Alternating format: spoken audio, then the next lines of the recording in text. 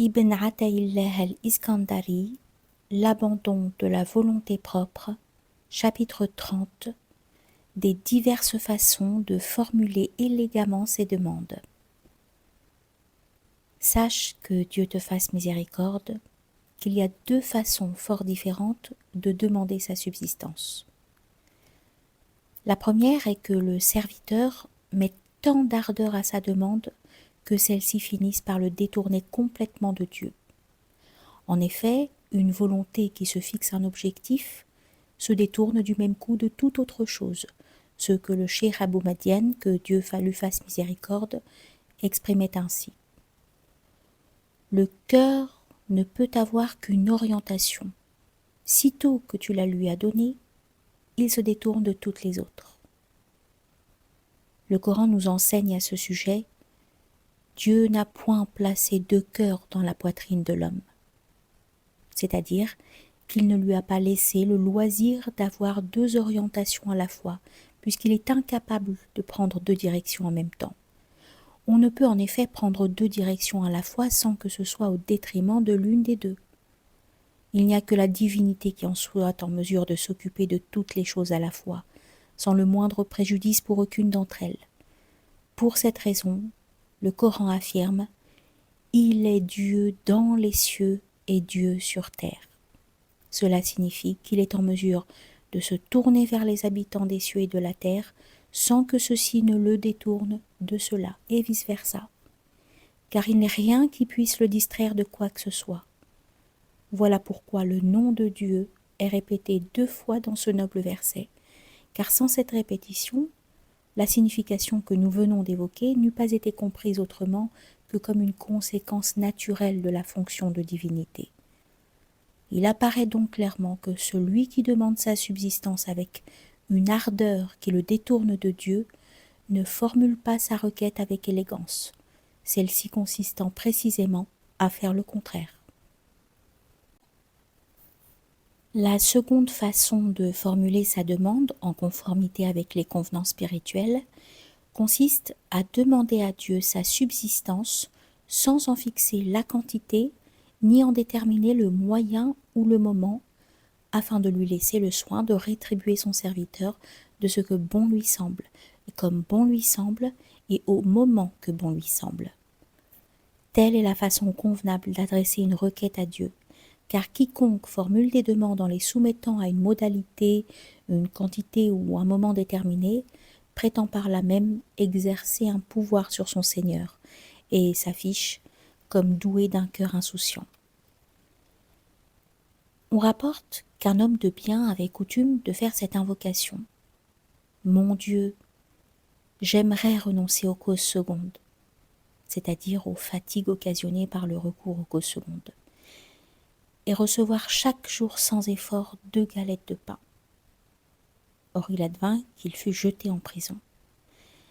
Chaque jour, on lui apportait 2 galettes de pain.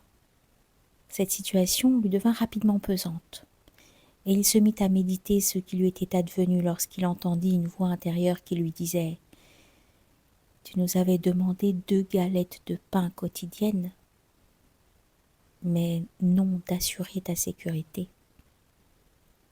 Nous n'avons fait qu'exaucer ton invocation. L'homme demanda pardon à Dieu sur le champ. Au moment même où il l'invoquait, les portes de la prison s'ouvrirent sur lui et il en sortit libre. Que ceci te serve de leçon, ô croyant.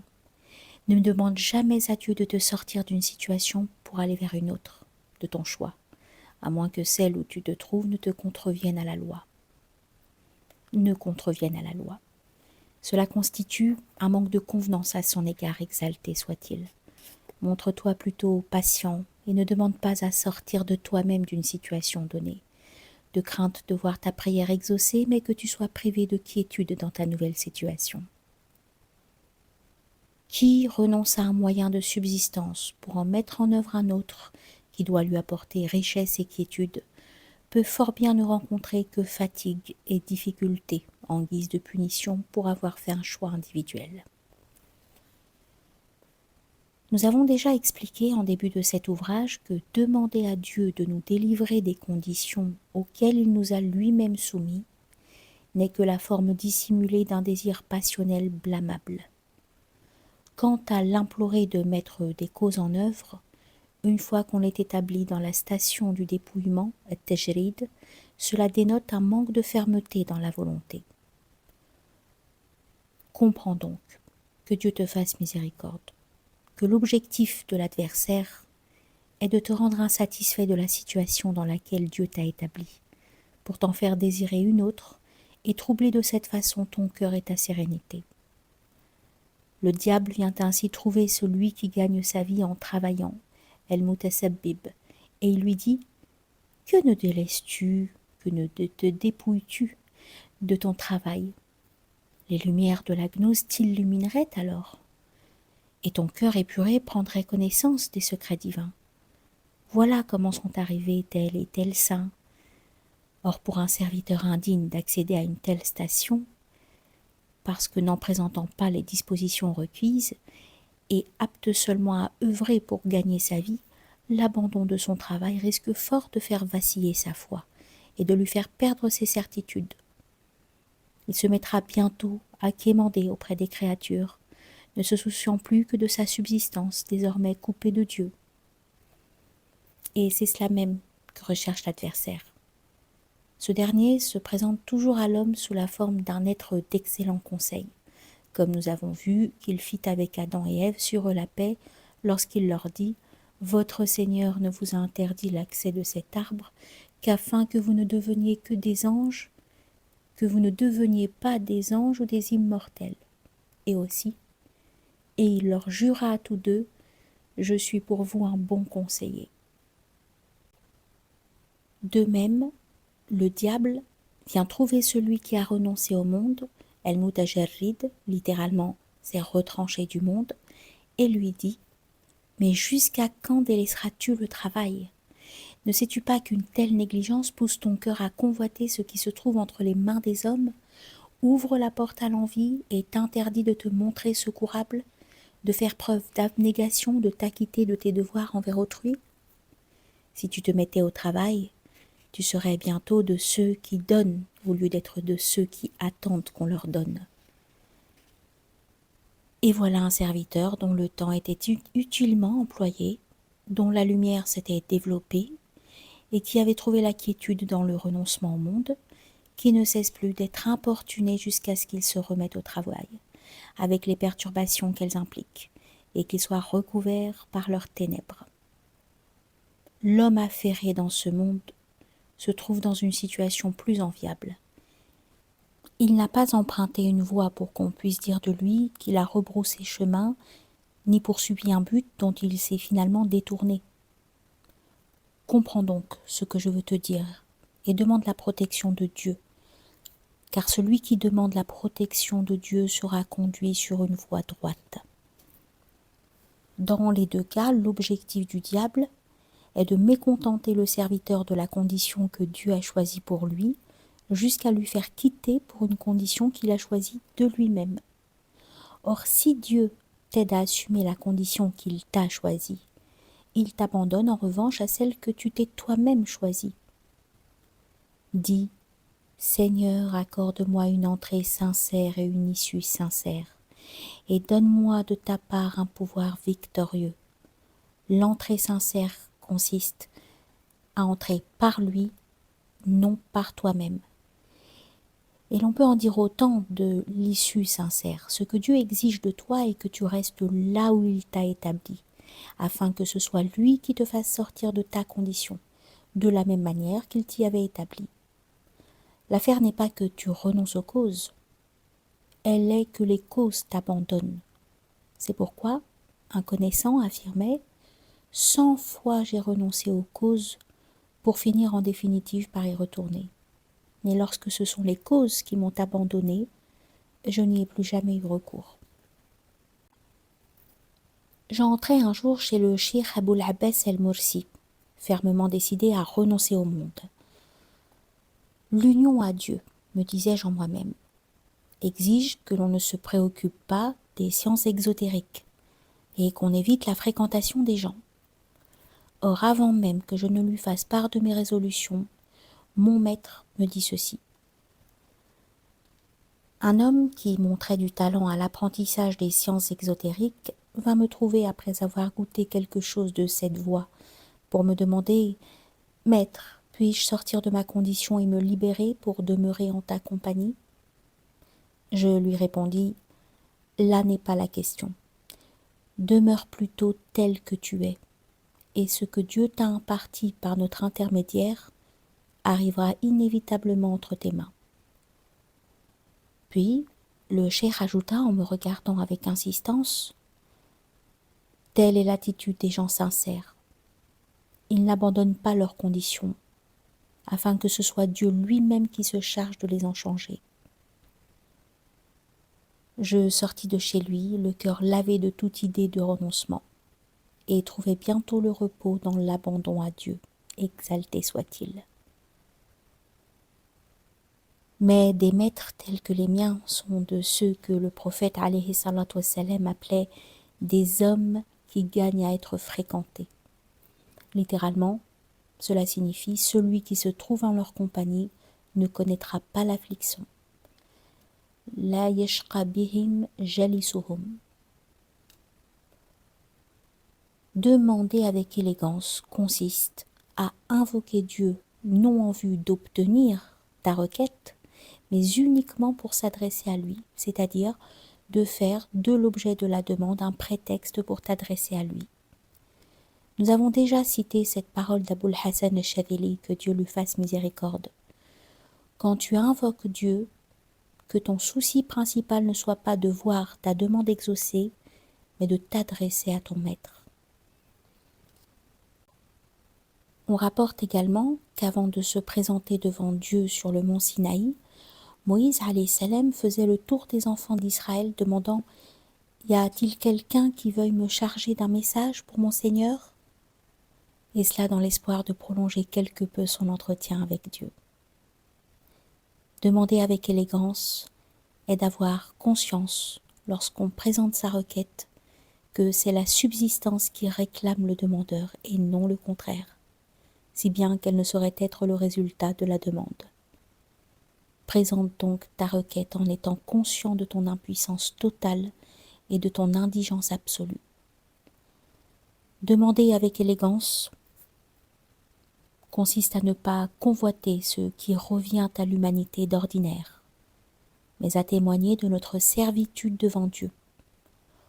On rapporte à ce propos que Samnoun, l'amoureux, que Dieu lui fasse miséricorde, avait l'habitude de réciter ces vers.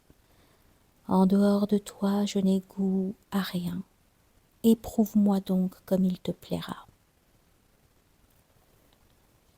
La maladie, il s'agissait de rétention urinaire, vint bientôt l'éprouver et il s'arma de patience devant cette épreuve. Au bout d'un certain temps, l'un de ses disciples vint le trouver en disant: « Maître, je t'ai entendu hier demander à Dieu de te guérir. » Or Samnoum n'avait rien demandé du tout. Un second disciple vint le trouver pour lui dire la même chose, puis un troisième et enfin un quatrième. Le saint finit par comprendre que Dieu attendait de lui qu'il témoignât de la dépendance et de l'indigence, bien plus que de la résignation. Il implora alors sa guérison, et celle-ci venue fit le tour des écoles coraniques en y demandant aux petits-enfants: « Invoquez Dieu en faveur de votre menteur d'oncle. » Montrer de l'élégance consiste à ne demander que le strict nécessaire sans montrer de l'avidité à convoiter le superflu, ni rechercher ce qui pourrait te pervertir. Cela ressort de cette invocation de l'envoyé de Dieu, alayhi salatu wassalam. Mon Dieu, accorde à la famille de Muhammad juste de quoi se nourrir. El kifafa. S'il est permis de demander de quoi subvenir à ses besoins, il est répréhensible de réclamer le superflu. La tradition nous enseigne en effet: jamais tu ne seras blâmé pour avoir demandé le strict nécessaire. Qu'il te suffise sinon de méditer ce qu'il advint à Thallaba ibn Hatib lorsqu'il sollicita ainsi le prophète, alayhi salatu wassalam. Ô envoyé, invoque-tu en ma faveur qu'il m'accorde des richesses? À quoi l'envoyé, alayhi salatu wassalam, répondit: ô Thallaba ibn Hathib, un peu de bien pour lequel tu te montreras reconnaissant vaut mieux qu'un avoir considérable qui fera de toi un ingrat. Malgré ce conseil, Thallaba revint plusieurs fois à la charge.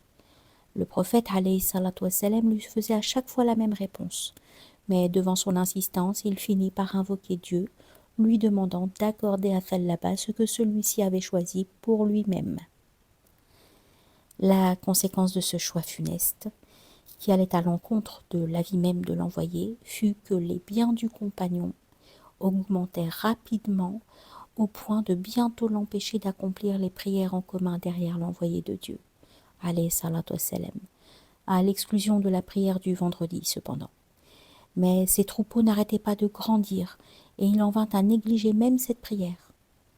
Enfin, le collecteur de la zakat désigné par l'envoyé de Dieu, alayhi salatu wassalam, vint lui réclamer l'impôt sur ses nouvelles richesses, qu'il refusa de payer en s'écriant « Voilà qui me paraît bien être de la capitation, ou du moins la sœur de celle-ci. » L'histoire est trop connue pour que nous la contions dans le détail. Dieu révéla à son endroit. Parmi eux, il en est qui avaient passé ce pacte avec Dieu.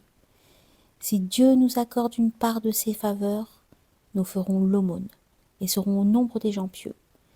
Mais lorsque Dieu leur eut accordé une part de ses faveurs, ils s'en montrèrent avares et s'enfuirent en se détournant. Dieu fit alors naître l'hypocrisie en leur cœur pour avoir manqué à leur engagement vis-à-vis de lui et pour avoir menti. Être élégant peut consister à ce que le serviteur ne réclame que la part qui lui est dévolue dans ce bas monde. Dieu, exalté soit-il, dit en effet « Parmi les hommes, il en est qui disent « Seigneur, accorde-nous des biens en ce monde et qui ne prennent aucune part à l'au-delà. » Et il en est qui disent « Seigneur, accorde-nous un bienfait en ce monde et un bienfait dans l'au-delà, et préserve-nous du châtiment du feu. » Demander avec élégance consiste à le faire sans douter un instant de ce qui doit échoir, ni négliger le respect des convenances. Faire preuve d'élégance consiste à ne pas montrer de hâte à voir sa demande exaucée. Une telle attitude serait disgracieuse et nous est interdite par cette parole du prophète alayhi salatu wassalam. Vous serez exaucés tant que vous ne direz pas « J'ai invoqué Dieu mais il ne m'a pas exaucé ». Ainsi, nous savons que Moïse et Aaron invoquèrent Dieu contre Pharaon de la manière qui est rapportée dans le Coran. Seigneur, dissipe leurs richesses et endurcis leur cœur afin qu'ils ne croient que lorsqu'ils verront le châtiment douloureux. Dieu, exalté soit-il, devait leur répondre. Votre invocation est déjà exaucée. Faites montre de rectitude et ne suivez pas la voie des ignorants. Or, entre le moment de cette réponse et la mort du pharaon, 40 années s'écoulèrent. Le cheikh Aboul Hassan Chadhili interprétait le commandement divin « Faites montre de rectitude » comme une incitation faite aux deux prophètes de ne rien précipiter. Et il voyait, dans la voie des ignorants, celle qu'empruntent les serviteurs qui exigent une réponse immédiate à leur invocation. Invoquer avec élégance consiste à ne pas oublier de remercier Dieu lorsque ce qui était demandé nous est accordé, et à savoir reconnaître le bien fondé de son choix lorsque cela nous est refusé. Peu nombreux en effet sont ceux qui respectent ces deux convenances.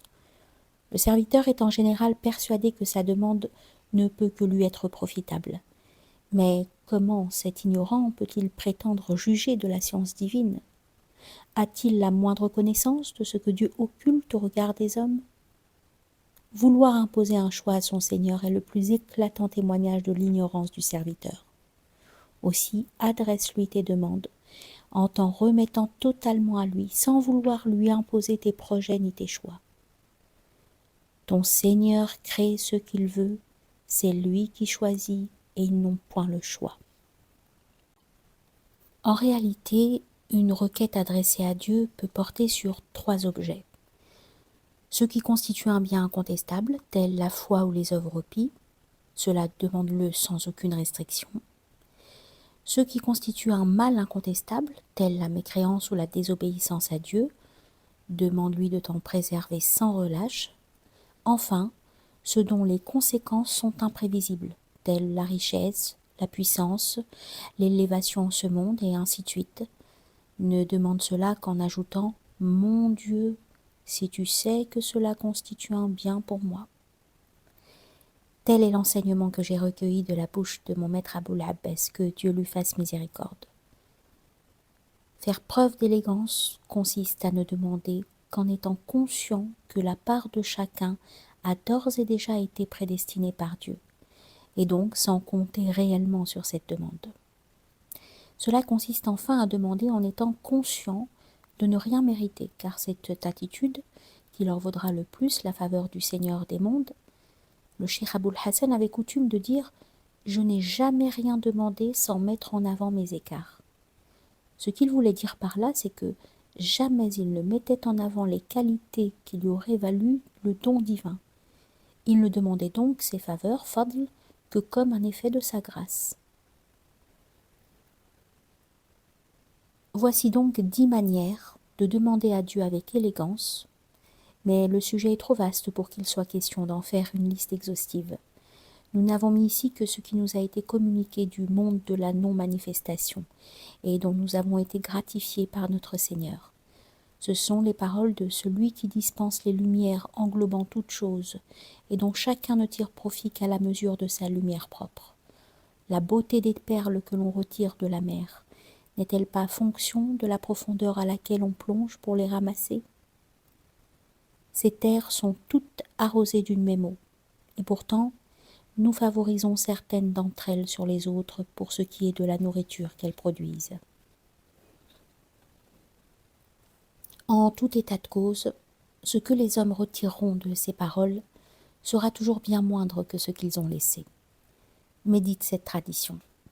La somme des paroles m'a été donnée et le Verbe a été synthétisé pour moi en totalité. Quand bien même les savants voudraient extraire pour les siècles et des siècles le secret contenu dans un seul de ces 10, jamais leur science n'en circonscrirait les multiples significations, et jamais leur compréhension n'en donnerait la juste mesure.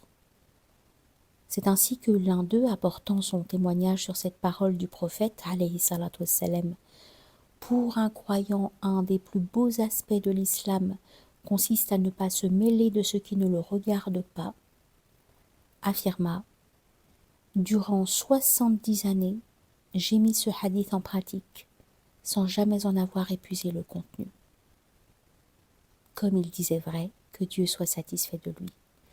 Fût-il demeuré sur terre depuis que le monde est monde, y serait-il même demeuré à jamais qu'il n'aurait pu épuiser les implications, les sciences étonnantes, ni tous les secrets contenus dans cette seule parole.